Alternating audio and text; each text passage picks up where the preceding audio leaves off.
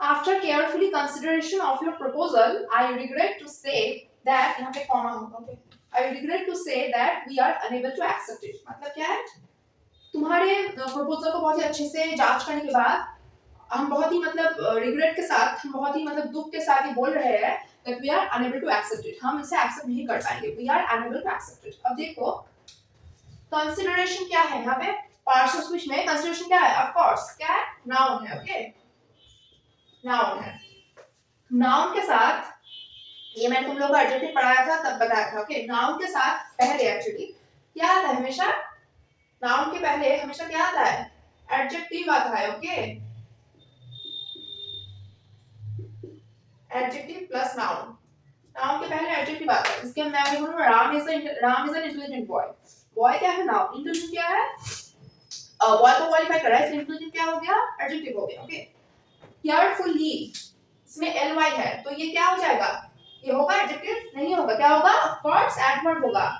ये एडवर्ब हो जाएगा ओके नाउन के पहले कभी भी एडवर्ब होता है लाइक ऐसे क्या होता है एडजेक्टिव होता है तो ये तो बिल्कुल भी नहीं होगा क्या होगा फिर क्या होगा केयरफुली जो है इसका एडजेक्टिव क्या होगा ये तो एडवर्ब है लेकिन इसका एडजेक्टिव क्या होगा केयरफुल ओके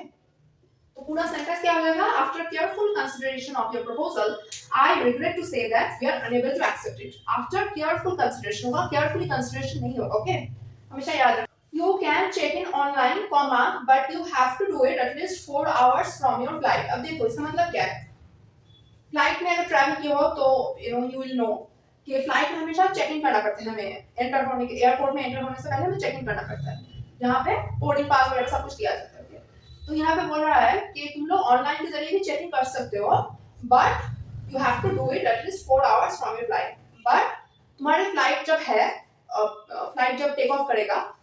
उससे 4 घंटा पहले तुम लोगों को वो चेक इन ऑनलाइन में कंप्लीट करना पड़ेगा okay you can check in online but you have to do it at least 4 hours from your flight मतलब तुम लोग ऑनलाइन में चेक इन कर सकते हो बट तुम्हारे फ्लाइट के 4 घंटा पहले तुम्हें वो करना पड़ेगा you have to do it okay अब देखो यहाँ पे टाइम पीरियड के बारे में बोल रहा है राइट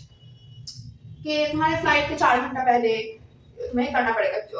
चेक इन ऑनलाइन में अगर ऑनलाइन में बैठे हो तो टाइम पीरियड के बारे में बोल रहा है ना टाइम के बारे में बात हो रही है तो हमेशा याद रखना टाइम के बारे में अगर बोल रहे हैं तो 2 चीजें होगा अगर पहले की बात हो रही है तो हमेशा क्या होगा बिफोर होगा और अगर बाद में की बात हो रही है तो हमेशा लेटर होगा ओके अब देखो यहाँ पे क्या बोल रहा है 4 घंटा पहले तुमको फ्लाइट के टेक ऑफ होने के 4 घंटा पहले तुम लोगों को ऑनलाइन चेकिंग कंप्लीट करना पड़ेगा ओके पहले बोल रहा है तो कभी भी फ्रॉम नहीं होगा लाइक आई सेड पहले बोल रहा है तो क्या होगा बिफोर होगा ओके ये हमेशा याद रखना टाइम के बारे में हम लोग बोल रहे हैं तो प्रीपोजिशन फ्रॉम जो है वो इनकरेक्ट हो जाता है when referring to time activities before and later is the most appropriate okay अगर पहले की बात हो रही है 4 घंटा पहले की बात हो रही है तो बिफोर होगा अगर बोलता है 4 घंटे बाद में करना पड़ेगा तो 4 आवर्स लेटर होगा ओके हमेशा याद रखना फ्रॉम नहीं होगा he together with his long term collaborator were awarded the Dirac Medal for theoretical physics इसको देख के डरने की जरूरत नहीं है ये पूरा जो है सॉरी ये पूरा नहीं है डायरेक्ट मेडल जो है वो एक अवार्ड का नाम है ओके एक मेडल का नाम है इसके मतलब क्या है he together with his long term collaborator का means you can say partner okay he with his long term partner okay were awarded the Dirac medal किसके लिए Dirac medal मिला for theoretical physics मतलब एक टॉपिक है physics का एक topic है theoretical physics उसके लिए मेडल मिला ओके अब हमेशा याद रखना together with